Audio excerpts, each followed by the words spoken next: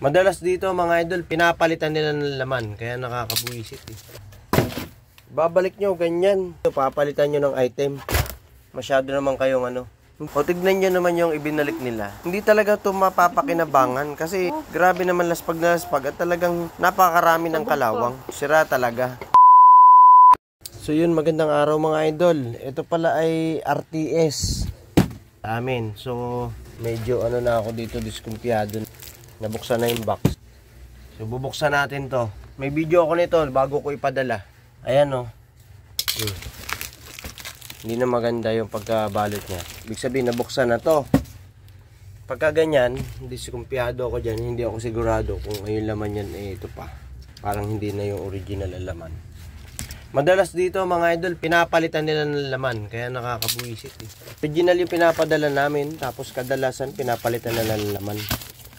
Huwag naman ganun. Ito sigurado to. Pagka-box niya hindi na maayos.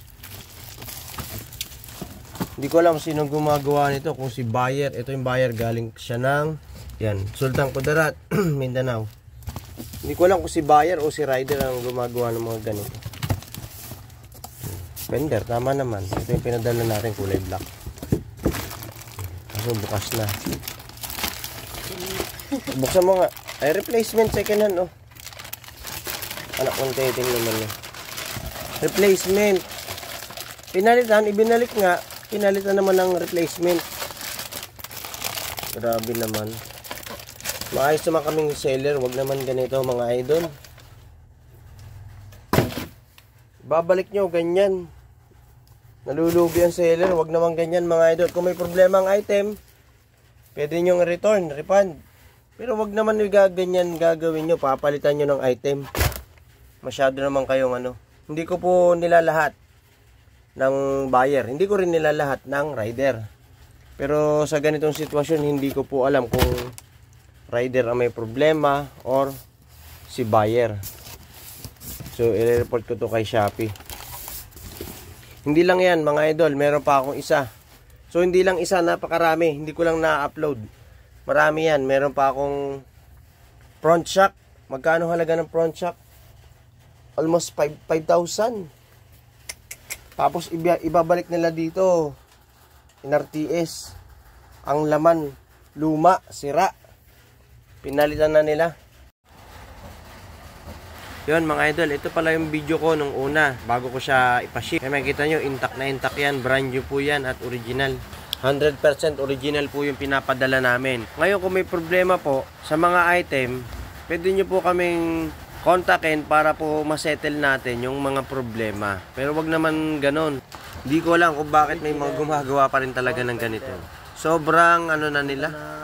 Sobrang garapal. So yun, binakita ko lang yung video na to para for awareness lang din sa iba nating mga sellers.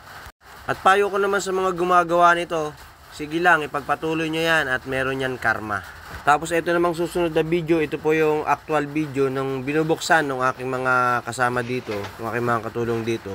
Yung sinasabi ko na front shock na pinalitan din. Pinalitan din nila ng luma. Para sa nagtatanong, ang halaga po nito ay nasa 5,000. At ito po hindi na namin na-recover at hindi na naibalik sa amin yung payment. Pinalitan? Pinalitan. Mahal ba yan? Magkano yan? Nasa 5,000 eh. Ay, sana din. Ang bukas na yung dulo eh.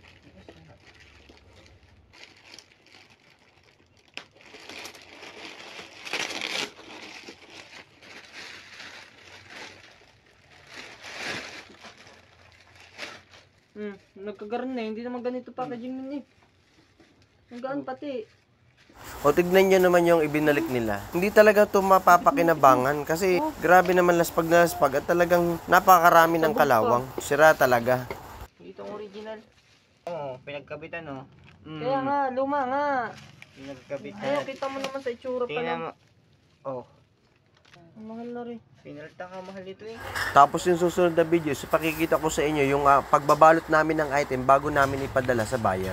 So yun, ito na nga po yung bagong item at brand new po yan at ito po yung aming ipinadala. Kita po ninyo, binabalot ko po yan at nilalagay ko sa box. Ako mismo po nagbalot niyan.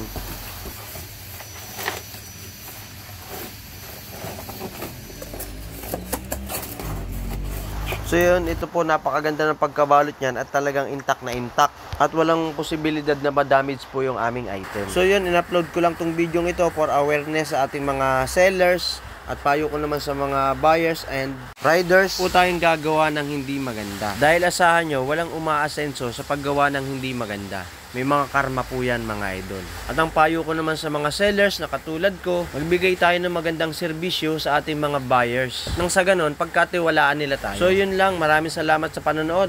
Hanggang sa muli, medyo mainit ulo ko, daming RTS. Bye-bye!